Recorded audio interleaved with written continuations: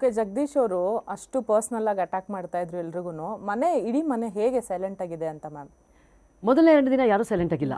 ಎಲ್ಲರೂ ಹೇಗಪ್ಪ ಇದನ್ನು ತಡ್ಕೊಂಡು ನಾವು ದಿನಗಳನ್ನ ಕಳೆಯೋದು, ಹೇಗೆ ಇದನ್ನು ಮಾಡೋದು, ತುಂಬ ತಲೆ ಕೆಡಿಸ್ಕೊಂಡ್ವಿ.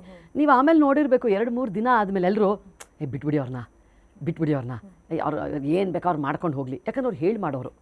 ನಾನು ಇದನ್ನು ಗ್ಯಾರಂಟಿ ಮಾಡ್ತೀನಿ, ನಾನು ಮಾಡೇ ಮಾಡ್ತೀನಿ. ಸೊ ಎಲ್ಲರೂ ಯಾವ ನಿರ್ಧಾರಕ್ಕೆ ಬಂದುಬಿಟ್ವಿ ಅಂದರೆ, ಮಾಡ್ಕೊಳ್ಳಿ ಬಿಡಿ, ಒಂದು 5 ದಿನ ಆದಮೇಲೆ ತಣ್ಣಗಾಗ್ತಾರೆ. ಎಷ್ಟು ಎನರ್ಜಿ ಇರುತ್ತೆ, 2 ದಿನ ಕಿರ್ಚಾಡ್ಬೋದು, 3 ದಿನ ಕಿರ್ಚಾಡ್ಬೋದು, ತಣ್ಣಗಾಗ್ತಾರೆ ಬಿಡಿ ಅಂತೇಳಿ ಬಿಟ್ಟಿದ್ವಿ. ಬಿಟ್ಟರೆ ಯಾರೂ ತಣ್ಣಗಾಗಲಿಲ್ಲ.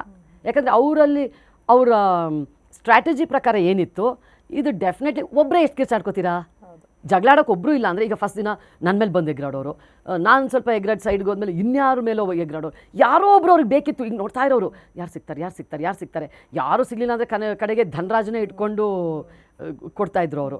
ಸೊ ನಾವೆಲ್ಲ ಏನು ಡಿಸೈಡ್ ಮಾಡಿದ್ವಿ ಅಂತ ಅಂದರೆ, ಒಂದು 2 ದಿನ ಅವ್ರ ಪಾಡಿಗೆ ಅವ್ರನ್ನ ಬಿಟ್ಬಿಡೋಣ, ಅವ್ರು ಎಷ್ಟು ಬೇಕೋ ಮಾಡ್ಕೊಳ್ಳಿ, ಆಮೇಲೆ ಸೈಲೆಂಟ್ ಆಗ್ತಾರೆ ಅನ್ನೋ ಒಂದು ವಿಚಾರಕ್ಕೆ ನಿರ್ಧಾರಕ್ಕೆ ಬಂದು ಅಲ್ಲಿದ್ವಿ ನಾವು.